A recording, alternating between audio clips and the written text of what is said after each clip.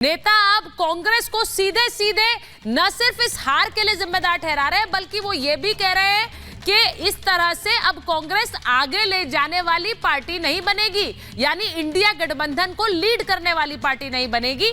और इसीलिए जो बयान आ रहे हैं, जो हार का जिम्मेदार बता रहे हैं कांग्रेस पार्टी को, वो जरा दिखाती हूं। ममता बनर्जी कह रही है इंडिया में सीट बढ़ती तो ये नतीजे नहीं आते हैं, ये कह रही हैं। वहीं शरद पवार ने कहा कांग्रेस की गुटबाजी पर कुछ नहीं कर सकते, कुछ कह भी नहीं सकते। बीजेपी जैसी बड़ी पार्टी के खिलाफ तैयारी जरूरी है, ये अखिलेश यादव कह रहे हैं।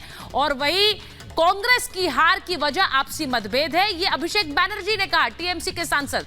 वहीं केसी त्यागी ने तो कह दिया कि इंडिया की हार नहीं है, कांग्रेस की हार है।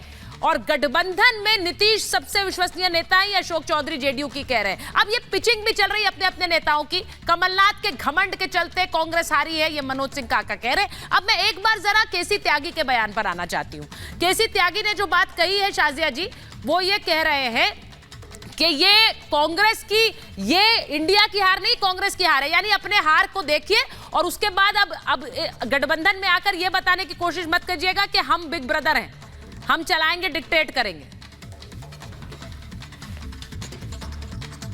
और उससे ज्यादा जरूरी है अखिलेश यादव का बयान, जो साफ साफ कह रहा है कि परिणाम दिखा रहे हैं कि अहंकार कैसे टूटा है और ये किसकी तरफ ये तंज कस रहे हैं। जाहिर सी बात है, ये राहुल गांधी और कांग्रेस की बात कर रहे हैं। तो जो भी नेगोशिएटिंग पावर था या बड़ा भाई बनने का या किसी तरह से उस पूरे गठबंधन की अगुवाई करने का पूरा जो उनका मौका था, वो तो उनके हाथ से चला गया।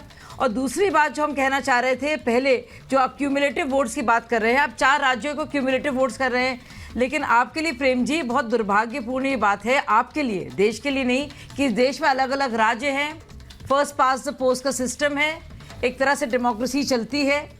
और आप देखिए छत्तीसगढ़ में 14%, जो सबसे आपका बहुत ही ज़्यादा आप सुनिश्चित थे कि वहाँ पे आपको जीत मिलेगी, सबसे ज़्यादा धमाकेदार जीत और 14% की बढ़त। मध्य प्रदेश में देखिए 100 सीटें ज़्यादा कांग्रेस से।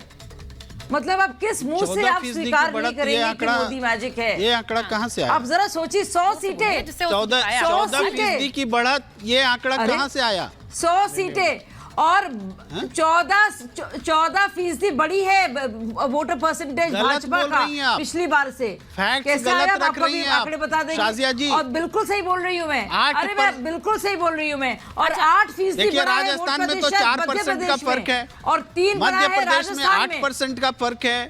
बल्कि मैं कम बता रही हूँ, मैं 3 पॉइंट समथिंग बता रही हूँ।